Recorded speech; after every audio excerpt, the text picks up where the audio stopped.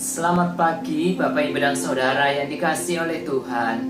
Mari pada pagi hari ini kita memperhatikan satu bagian firman Tuhan dalam Mazmur 119 ayat yang ke-90 sampai 91. Kesetiaanmu dari keturunan ke keturunan, Engkau menegakkan bumi sehingga tetap ada.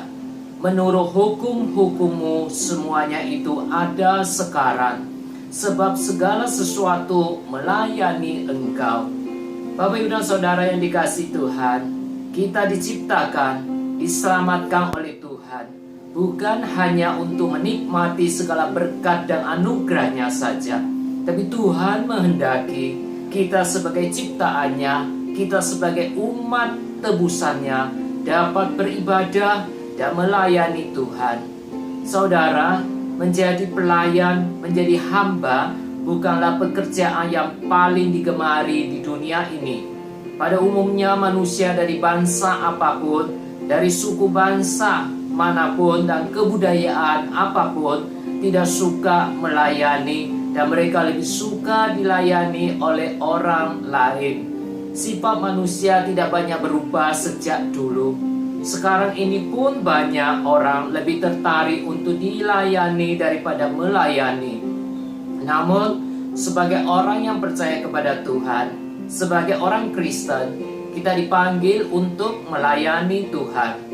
Pelayanan yang kita lakukan sebenarnya merupakan respons kita terhadap kasih Tuhan dan anugerah Tuhan yang sudah dinyatakan di dalam hidup kita. Saudara, mengapa kita harus melayani Tuhan? Yang pertama, karena kita diciptakan agar dapat hidup memuliakan Tuhan. Dan salah satu cara untuk memuliakan Tuhan adalah melayani Tuhan dan melayani sesama kita. Yang kedua, karena Yesus Kristus telah memilih untuk dirinya sendiri peran sebagai seorang hamba, dan Ia memanggil kita untuk menjadi seperti Dia. Oleh sebab itu, di dalam kitab Injil, Tuhan Yesus berkata, karena Anak Manusia juga datang bukan untuk dilayani, melainkan untuk melayani dan memberikan nyawanya menjadi tebusan bagi banyak orang. Sangat luar biasa.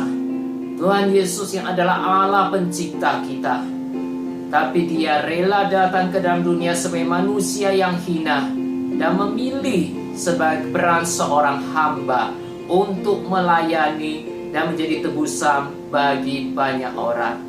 Paulus berkata di dalam Filipi 2 ayat 5, hendaklah kamu dalam hidupmu bersama menaruh pikiran dan perasaan yang terdapat juga dalam Kristus Yesus. Kemudian saudara yang dikasihi Tuhan, dan yang ketiga, mengapa kita harus melayani Tuhan?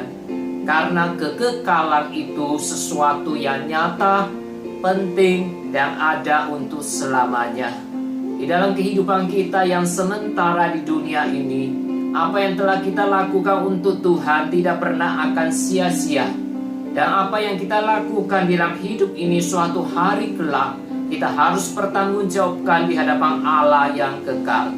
Setiap orang percaya adalah anak-anak Tuhan, dan juga setiap orang percaya adalah hamba-hamba dari Yesus Kristus. Kita dipanggil untuk melayani Tuhan. Amin. Mari kita berdoa. Allah Bapa kami yang di surga, kami sungguh bersyukur karena Engkau Allah yang penuh dengan kerendahan hati, yang rela datang ke dalam dunia untuk menyelamatkan orang berdosa.